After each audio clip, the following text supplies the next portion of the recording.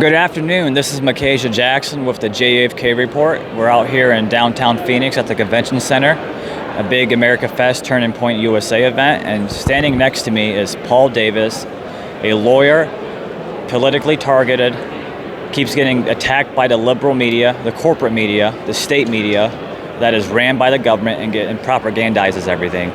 And you were censored, canceled, fired just for you were a peaceful protester, an American patriot.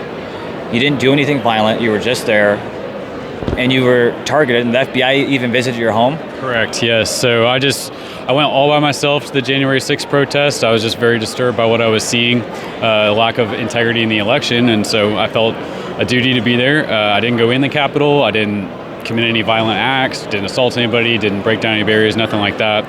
And just for standing outside the U.S. Capitol, just voicing my opinions, demanding to talk to my congressmen, senators, I knew they weren't going to let me in, but I was basically just standing in front of a line of Capitol Police, and then just for standing there, all these tear gas grenades and flashbangs went off around me, and so I was so disturbed because I knew it was my right to be there. I took out my phone and made a story about it.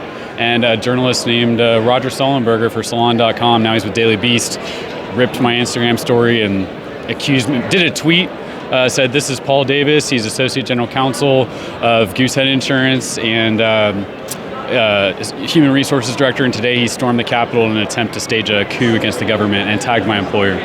So, yeah. That's pretty awful. We know Daily Beast is fake news. They're awful. I'm being targeted by the media, and they're saying some awful stuff. They're calling you and I insurrectionists. No one's been charged of an insurrection in this whole thing. I haven't been charged of an insurrection. I got charged of one misdemeanor, parading and picketing. All it is an unlawful protest charge. The media and the government's allowing these politicians and sometimes even prosecutors to say stuff that shouldn't be said, which is way out of context, not even right. And they say that we staged a coup. The only person that staged a coup is the United States government with the FBI, Antifa, BLM, government operatives like Ray Epps, and regular people that got paid, and whoever is in Congress like Nancy Pelosi. They set up a coup against the American people. It was a psyop. They went against us. We were there peacefully protesting, and we saw the cops initiate the violence. I saw kids and elderly people hit with flashbangs and swung, and people. There was no violence but what the cops started. Then the people that were hiding and working alongside the government that started it. So what's your plan from here? Are you going to move to a different state? Are you looking for a new law firm to go continue your career as a lawyer? Yeah, great question. First, I just want to echo what I saw, what you saw. I saw elderly people, the cops pushing them downstairs. It was outrageous, which is why I felt like I had to say something about it.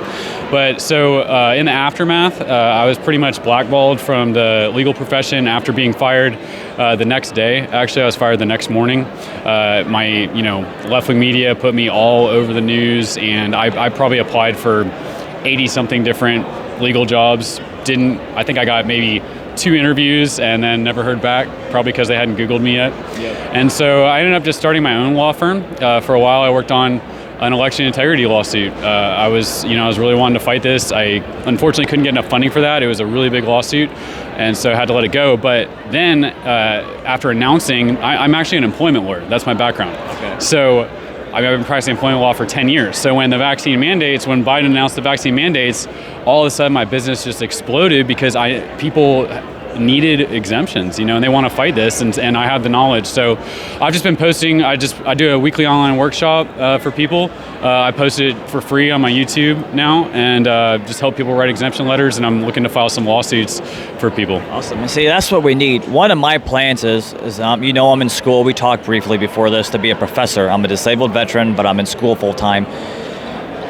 On our side, pro-American people, I'm not even going to say conservative, pro-American people, I don't care what your political beliefs is, if you're a pro-American, if you look at the liberals and the left and the socialists, they have lawyers, they have judges, they have politicians, they have lobbyists. We need the same thing. So I want to create an organization where we have lawyers, professors, teachers, cops, politicians, anyone like that in that profession. So when one of our people gets in trouble, hey, I need a lawyer, what can you do?